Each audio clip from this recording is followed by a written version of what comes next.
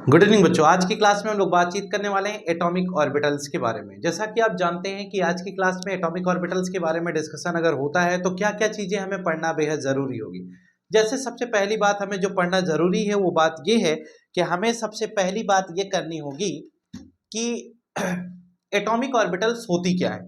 मतलब सबसे पहले हम एटॉमिक ऑर्बिटल्स के बारे में बात करेंगे, उसके शेप के बारे में बात करेंगे, उसके इलेक्ट्रॉन्स के बारे में बात करेंगे, अरेंजमेंट ऑफ इलेक्ट्रॉन्स के बारे में बात करेंगे। इन सभी विषयों पर बातचीत करने के बाद हम ओवरलैपिंग ऑफ एटॉमिक ऑर्बिटल पढ़ेंगे, यानी कि आज की क्लास में इस एटॉमिक ऑर्बिटल टॉपिक में हम लोग क्या बात करने वाले हैं। सबसे पहले शेप्स ऑफ एटॉमिक ऑर्बिटल, यानी कि पहला टॉपिक हमारा होगा हम एटॉमिक ऑर्बिटल के शेप के बारे में पढ़ेंगे। पहली बात तो ये समझ में आ जानी चाहिए।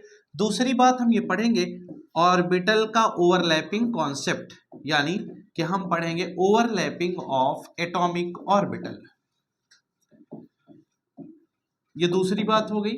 और इसके बाद हम तीसरे नंबर पर बातचीत ये करने वाले हैं कि अगर हमें एटॉमिक ऑर्बिटल की ओवरलैपिंग समझ में आ जाती है क्या होगी कैसे होगी, तो हम लोग ये भी पढ़ेंगे नेचर ऑफ कोवेलेंट बॉन्ड। इसी के अंतर्गत नेचर ऑफ कोवेलेंट बॉन्ड, और इसी के अंतर्गत हम ये भी डिस्कस करने वाले हैं कि how to calculate, how to find out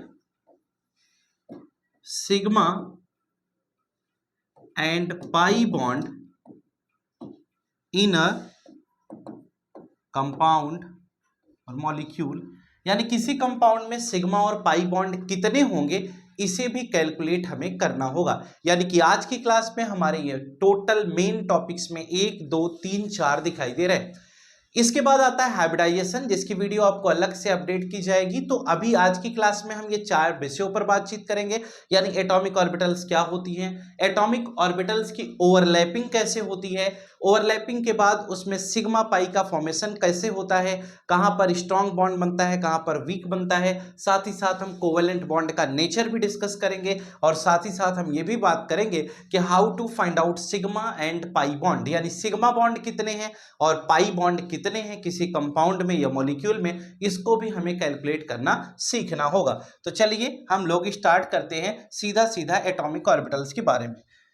तो सबसे पहली बात होगी एटॉमिक ऑर्बिटल्स के बारे में अगर हम बात करते हैं तो हमारे यहाँ एटॉमिक ऑर्बिटल्स टोटल कितनी हैं हम कहते हैं। सबसे पहले हम पढ़ते हैं एस ऑर्बिटल, फिर सेकंड हो गया पी ऑर्बिटल, थर्ड हो गया बेटा डी ऑर्बिटल, और फोर्थ हो जाएगा एफ ऑर्बिटल। यानी एसपीडीएफ, ये 4 तरह के एटॉमिक ऑर्बिटल हैं। अगर एसपीडीएफ के 4 एटॉमिक ऑर्बिटल हैं तो हम अब सबसे पहले बातचीत ये करेंगे कि एस ऑर्बिटल क्या है, पी क्या है, डी क्या है और एफ क्या है। एक एक को हम अलग अलग से डिस्कस करेंगे। तो चलिए देखते हैं एक एक पार्ट को कि एस ऑर्बिटल में क्या होगा, पी में क्या होगा, डी में क्या होगा और एफ में क्या होगा। जैसे जैसे सबसे पहले एस ऑर्बिटल की अगर हम बात करते हैं तो हम इसमें क्या पढ़ेंगे। सबसे पहली बात ये पढ़नी है कि एस ऑर्बिटल का शेप कैसा होता है। तो पहली बात इसका शेप बेटा होता है स्फेरिकल। क्या शेप होता है? स्फेरिकल। दूसरी बात ये हो गई कि अरेंजमेंट जो होता है इलेक्ट्रॉन का, अरेंजमेंट ऑफ इलेक्ट्रॉन कितना होता है, ऐसे होता है आपका, ये 2 इलेक्ट्रॉन है क्लॉकवाइज एंटी क्लॉकवाइज, जैसे इसका अरेंजमेंट करते हैं। साथ ही साथ हम ये भी जानते हैं कि टोटल नंबर ऑफ इलेक्ट्रॉन का अगर जिक्र करूं तो वो कितने होते हैं, 2 होते हैं। शेप स्फेरिकल आपको बताया गया, उसमें कोई संशय का विषय नहीं है, ये ऐसा ही शेप होता है। यानी कि अगर एस ऑर्बिटल की बातचीत करते हैं तो शेप स्फेरिकल होता है। अरेंजमेंट ऑफ इलेक्ट्रॉन कुछ इस प्रकार से दोनों इलेक्ट्रॉन को दिखाते हैं। टोटल नंबर ऑफ इलेक्ट्रॉन कितने हो गए, 2 हो गए। इस प्रकार से हम इसको डिस्कस कर लिए। अगर हम कहते हैं एस ऑर्बिटल के बाद हम पी ऑर्बिटल की तरफ प्रोसीड करते हैं तो पी में क्या होगा बच्चे, इसके बारे में जरा सुनिएगा। यानी कि सेकंड नंबर पे हम पहुंचते हैं पी ऑर्बिटल पे। अगर हम पी ऑर्बिटल की बात करते हैं कि पी ऑर्बिटल का क्या कॉन्सेप्ट है और इसको कैसे समझा जाए, तो हम इसमें क्या पढ़ते हैं। पी ऑर्बिटल में सबसे पहले शेप की अगर हम बात करते हैं, किसका शेप कैसा होता है, तो शेप डम्बल्ड होता है। ठीक है, डम्बल्ड मतलब डमरू जैसा शेप इसका पाया जाता है, कुछ इस प्रकार से। शेप कैसा होता है, डम्बल्ड होता है। दूसरी बात जो हमें इसमें समझनी है कि मैक्सिमम नंबर ऑफ इलेक्ट्रॉन, यानी कि अगर कोई पूछता है कि मैक्सिमम नंबर ऑफ इलेक्ट्रॉन कितने होंगे, 6 होंगे। अरेंजमेंट इलेक्ट्रॉन का कैसा होगा, अगर इसकी हम बात करते हैं तो अरेंजमेंट ऑफ इलेक्ट्रॉन की अगर बातचीत की जाए तो ये अरेंजमेंट कुछ इस प्रकार से होगा बेटा, ये 6 इलेक्ट्रॉन है तो इसका अरेंजमेंट कुछ इस प्रकार से होगा। कहें ठीक है। कहते हैं कि जो p ऑर्बिटल है इसको 3 पार्ट में डिवाइड किया गया, px, py और pz।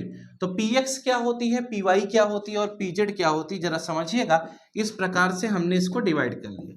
थोड़ा फास्ट हम जरूर समझा रहे हैं, उसका रीजन है कि ये कम समय में आपको क्लियर हो सके, क्योंकि एग्जाम के पॉइंट ऑफ व्यू से टाइम कम है आपके पास। तो ये एक्स एक्सिस पर अगर डंबल आता है तो ये px कहलाता है। अगर यह डंबल आपका y एक्सिस पर आएगा तो ये क्या कहलाएगा, py कहलाएगा।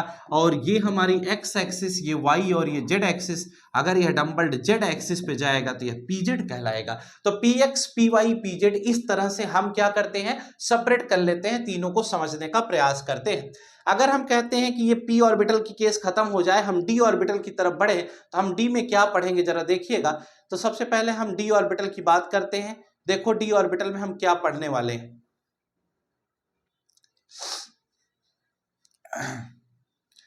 थर्ड नंबर पे हमारा आया क्या, d ऑर्बिटल। अगर हम d की बात करते हैं तो d में सबसे पहली बात इसका शेप कैसा होगा, तो कहा गया इसका शेप बेटा होता है डबल डंबल्ड शेप होता है। कैसा होता है, डबल डंबल्ड शेप इसका बताया गया। यानी डबल डंबल्ड का मतलब क्या हुआ, डबल डंबल्ड का मतलब ये एक ऐसे हुआ तो दूसरा ऐसे रहेगा। ये डबल डंबल्ड शेप इस प्रकार से पाया जाता है। हम कहते हैं इलेक्ट्रॉन मैक्सिमम कितने होंगे, तो बताया गया 10। इसमें अरेंजमेंट कैसा होगा, अगर हम इसकी बात करते हैं तो अरेंजमेंट कुछ इस प्रकार से, हम 10 का केस जो पढ़ते हैं वो ऐसे पढ़ते हैं। हमने कहा कि 10 इलेक्ट्रॉन का जो अरेंजमेंट होता है वो कुछ इस प्रकार से होता है। कहते हैं इसको कैसे याद करते हैं, तो ये dxy है, dyz है, dxz है, dx square minus y square है, और ये हमारा लास्ट में dz स्क्वायर है। इस प्रकार से हम इसे अरेंज करते हैं।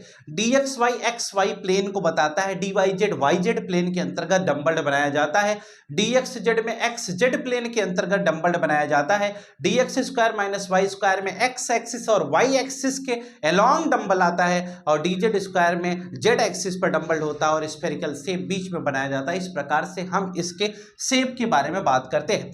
देखिए अगर हम शेप के बारे में आपको समझाएं तो थोड़ी सी बात कुछ इस प्रकार से जान लीजिए। ये x एक्सिस हो गई, ये y हो गई, तो अगर हम dxy की बात करते हैं तो dxy हमारा कुछ ऐसे होगा। क्यों, क्योंकि जो ये वाला प्लेन है हमारा क्या है, ये xy है, ये भी xy है, तो ये भी xy है और ये भी xy है। यानी कि xy प्लेन में अगर डंबल्ड पाया जाएगा तो उसे हम dxy कहेंगे। dyz का मतलब अगर yz प्लेन में डंबल्ड होगा तो dyz, xz में होगा तो dxz। कहते हैं dx square minus y square, तो ये हो गया x और ये y, तो यहां से डंबल्ड अगर ऐसा बनेगा तो dx square minus y square. और dz स्क्वायर की अगर हम बात करते हैं तो वो डंबल्ड हमारा कुछ इस प्रकार से पाया जाता है। इस पर बहुत फोकस करने का समय अभी आपके पास नहीं है, क्योंकि एग्जाम बहुत करीब है, इसलिए आपको केवल शेप की जानकारी रखनी है, जिससे कि आप वो क्वेश्चन अटेम्प्ट कर सके जो एग्जाम में पूछे जा सकते हैं। तो उस क्वेश्चन को अटेम्प्ट करने के लिए बेसिक पोर्शन ये आपको रेडी करना बेहद आवश्यक है। तो चलिए हम इसकी और आगे चलते हैं और अगली बात क्या डिस्कस करेंगे उस पर जरा सुनिएगा। अगली बात हमें यह डिस्कस करनी है कि अगर हम इससे थोड़ा सा और आगे चलते हैं तो डंबल्ड की कहानी तो खत्म हो गई, हमारे पास 4th नंबर पे आता है क्या, f ऑर्बिटल। अगर हम f ऑर्बिटल की बात करते हैं बेटा तो f ऑर्बिटल में क्या होगा जरा ये समझना। f ऑर्बिटल में सबसे पहली बात हम शेप की बात करते हैं तो शेप इसका क्या है, कॉम्प्लेक्स इन नेचर, यानी कि कॉम्प्लेक्स होता है। ठीक है। अगली बात हम कहते हैं कि अगर हम इलेक्ट्रॉन की बात करते हैं तो टोटल इलेक्ट्रॉन कितने होते हैं, 14। और अगले नंबर पे हम अगर अरेंजमेंट के बारे में बात करते हैं कि इन इलेक्ट्रॉन्स का अरेंजमेंट कैसा होगा, इनको हम अरेंज कैसे करेंगे, इसके बारे में अगर हम पढ़ते हैं तो वो अरेंज कुछ इस प्रकार से होंगे।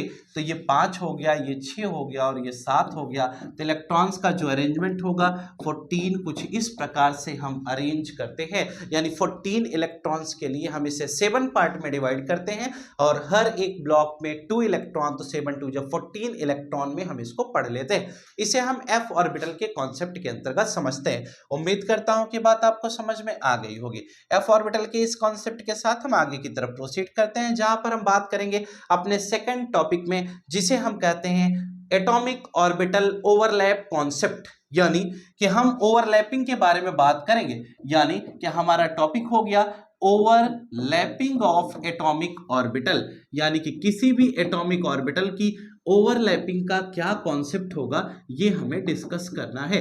यानी कि अगला टॉपिक हो गया बेटा ओवरलैपिंग ऑफ एटॉमिक ऑर्बिटल, यानी किसी एटॉमिक ऑर्बिटल की अगर हम ओवरलैपिंग की बात करते हैं तो उसका ओवरलैपिंग कैसे होगी, वह एटॉमिक ऑर्बिटल वर्क कैसे करेगी, इसी के बारे में हमें बात करनी है। अगर हम कहते हैं कि इसके पार्ट की बात करते हैं तो एटॉमिक ऑर्बिटल दो तरह की ओवरलैपिंग होती है। एक ओवरलैपिंग बेटा होती है जिसे हम कहते हैं एक्सियल ओवरलैपिंग, क्या कहते हैं, एक्सियल ओवरलैपिंग, और जो दूसरी ओवरलैपिंग है उसको हम कहते हैं साइड वाइज ओवरलैपिंग। तो एक हमारी हो गई एक्सियल ओवरलैपिंग और दूसरी हो गई साइड वाइज ओवरलैपिंग। तो एक्सियल क्या होती है, जब एक्सिस के अलोंग ओवरलैपिंग होगी तो उसे हम एक्सियल ओवरलैपिंग कहते हैं, और साइड वाइज ओवरलैपिंग क्या होती है, जब साइड टू साइड अगर ओवरलैपिंग कहीं पर होगी तो वो साइड वाइज ओवरलैपिंग कहलाती है। जरा ध्यान से सुनिएगा, एक्सियल में हम क्या पढ़ते हैं और साइड वाइज ओवरलैपिंग में क्या पढ़ते हैं। अगर हम इसको थोड़ा सा अलग करने का प्रयास करें तो जो ये एक्सियल है, इस एक्सियल ओवरलैपिंग को अगर हम हेडिंग बनाएं तो हम इसमें क्या लिखते हैं, इसमें जो सबसे पहला पॉइंट आया वह ये आया कि वह होता है एसएस ओवरलैपिंग। एक्सियल ओवरलैपिंग में सबसे पहली ओवरलैपिंग क्या आई, एसएस ओवरलैपिंग। इसमें हमने कहा ये एस ऑर्बिटल है और ये भी एस ऑर्बिटल है। हमने कहा इस दोनों एस ऑर्बिटल को जब हम आपस में जोड़ते हैं तो बेटा ये कुछ इस प्रकार से इस पर ओवरलैप कर जाती है, और ये हमारा क्या हो गया, यह ओवरलैप्ड रीजन हो गया, और यह ओवरलैप्ड रीजन ही यह डिसाइड करता है कि बॉन्ड कितना स्ट्रांग होगा। अगर हम कहते हैं कि दो या दो से अधिक एटॉमिक ऑर्बिटल्स आपस में ओवरलैप कर रही है तो जितना ज्यादा ओवरलैप्ड रीजन होता है उतना ही स्ट्रांग बॉन्डिंग होती है। यानी कि आप ये कह सकते हैं कि ओवरलैपिंग के अंदर ओवरलैप्ड रीजन यह डिसाइड करता है कि बॉन्ड कितना ज्यादा स्ट्रांग होगा। इस प्रकार से हमने ये एसएस ओवरलैपिंग देखी। हम कहते हैं इसके बी वाले पार्ट पे आते हैं एसएस ओवरलैपिंग के बाद, तो वो हमारा बी वाला पार्ट क्या है, एसपी ओवरलैपिंग। यानी कि अगर हम दूसरे पार्ट में बात करें एक्सियल के अंतर्गत, वह हमारा होता है एसपी ओवरलैपिंग। तो एसपी ओवरलैपिंग क्या है, यह आपकी एस ऑर्बिटल और यह आपकी पी ऑर्बिटल। एस और पी ऑर्बिटल को जब आप ओवरलैप कराते हैं तो आप रिजल्ट क्या पाते हैं, यह पी ऑर्बिटल कुछ इस प्रकार से इसके साथ ओवरलैप कर जाती है। तो यहां पर भी ओवरलैपिंग अच्छी हो रही है, तो ओवरलैप्ड रीजन यहां पर भी ज्यादा है तो बॉन्ड स्ट्रांग होगा, और जब कहीं पर बॉन्ड स्ट्रांग होता है तो उस बॉन्ड को हम क्या कहते हैं, सिग्मा बॉन्ड कहते हैं। क्या कहते हैं, सिग्मा। और सिग्मा कैसे बनता है, ऐसे, यहां पर भी जो बॉन्ड बनेगा कैसा होगा, सिग्मा, आधा न। तो ये सिग्मा बॉन्ड की कहानी हो गई।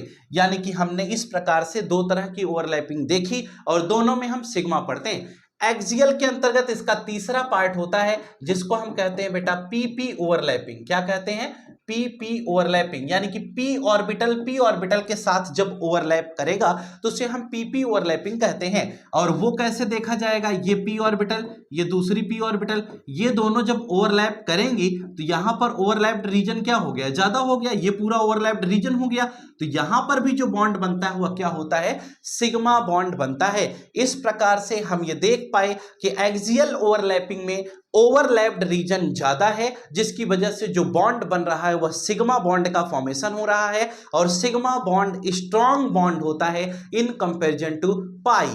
अब जरा दूसरा देखिएगा, इसी में हम आपको इसी स्क्रीन पर दिखाते हैं जो सेकंड नंबर पे आपको साइड वाइज ओवरलैपिंग की कहानी बताई गई थी। अगर हम साइड वाइज ओवरलैपिंग के कॉन्सेप्ट के बारे में बात करें तो इसके अंदर क्या आता है, इसके अंदर आता है पीपी ओवरलैपिंग। यानी पीपी ओवरलैपिंग ही साइड वाइज ओवरलैपिंग के कॉन्सेप्ट के अंतर्गत पढ़ाई जाती है। जरा देखिएगा कैसे, ये पी ऑर्बिटल है, ये आपकी पी ऑर्बिटल हो गई, और यह भी पी ऑर्बिटल हो गई। ये तो आपकी पीएक्स थी, ये आपकी पी है क्योंकि वाई एक्सिस पर डंबल्ड आपको दिखाई दे रहा है। इन दोनों को जब आप ओवरलैप कराएंगे तो ये क्या होगा, ये इसके साथ ऐसे आकर ओवरलैप करेगी, और जब ऐसे ओवरलैप की तो ये ओवरलैप्ड रीजन क्या हो गया, कम हो गया। ओवरलैपिंग यहां पर क्या हो रही, कम हो रही है। इसका मतलब इस केस में ओवरलैप्ड रीजन कम है, जिसकी वजह से यहां पर जो बॉन्ड बनता है वह वीक होता है, और उस बॉन्ड का नाम हमने क्या दिया, पाई बॉन्ड दिया, तो एक सिग्मा बॉन्ड कहा गया और दूसरा क्या कहा गया, पाई बॉन्ड कहा गया। तो सिग्मा बॉन्ड और पाई बॉन्ड का यह जो कॉन्सेप्ट आपको समझाया जा रहा है, यह ओवरलैपिंग को इस प्रकार से हम पढ़ रहे थे। अभी तक हमने देखा कि ओवरलैपिंग का यह केस जहां पर सिग्मा बॉन्ड और पाई बॉन्ड का फॉर्मेशन हो रहा था वह हमारा कंप्लीट हो चुका है। इस ओवरलैपिंग से थोड़ा सा और आगे की तरफ बढ़ेंगे तो हम ये देखेंगे, हमारा थर्ड टॉपिक आता है जिसे हम कहते हैं नेचर ऑफ कोवेलेंट बॉन्ड, यानी कि कोवेलेंट बॉन्ड का नेचर क्या होता है। जैसा कि आपने देखा था कि कोवेलेंट बॉन्ड बनेगा कहां पर, कैसे बनेगा, वो चीज हमने आपको बता दी थी। हम अब तीसरे टॉपिक में ये पढ़ेंगे कि नेचर ऑफ कोवेलेंट बॉन्ड।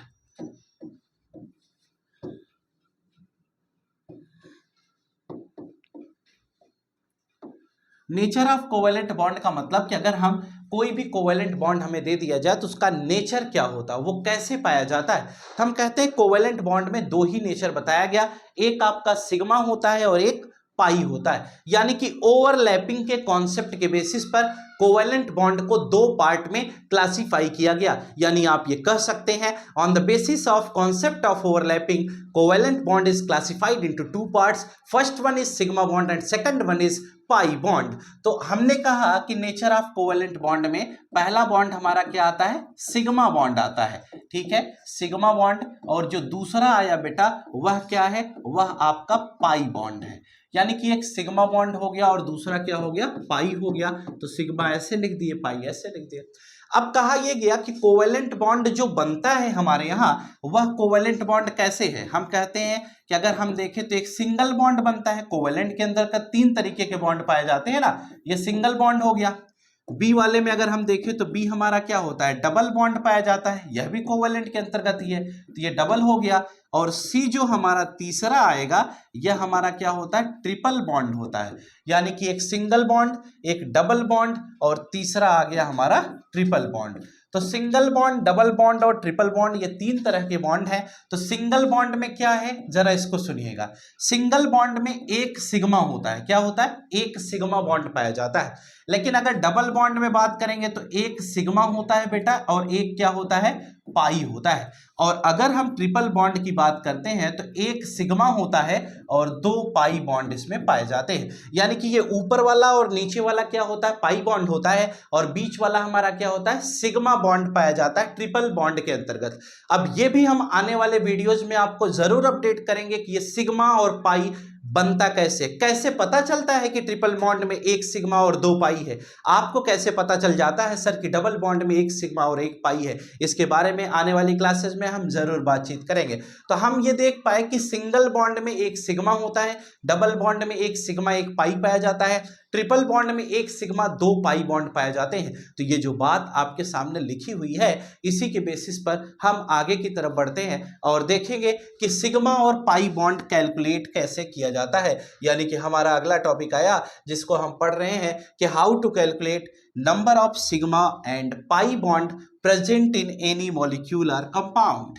यानी कि अब हमें ये पढ़ना है, यानी कि हम ये पढ़ लेते हैं calculation of sigma and pi bond.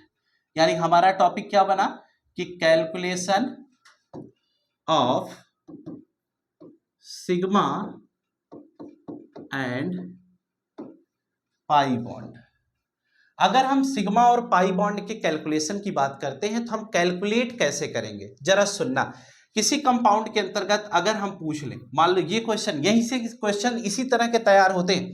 अब इतना जो पढ़े उसका एप्लीकेशन आपको सिखा रहे हैं। अगर क्वेश्चन आ जाए कि एक कंपाउंड हम दे दें और पूछें कि बताइए इसमें सिग्मा कितना है और पाई कितना है, जरा आप सोचिए। हमने कहा कि अगर हम आपको दे दें C2H5OH, हम कहते हैं ये C2H5OH है, how many sigma and pi bonds are present in ethyl alcohol. अब ये क्वेश्चन है तो क्या करोगे, आपको तो पता है ना इसका स्ट्रक्चर बनाना, आप इस तरह से स्ट्रक्चर बना लेंगे। अब ये कार्बन हो गया, ये हाइड्रोजन हो गया, ये हाइड्रोजन हो गया, ये ऑक्सीजन हो गया, ये हो गया और ये हमारा हाइड्रोजन हो गया। तो C2H5OH हम CH3CH2OH को ही तो लिखते हैं, लिख दिया।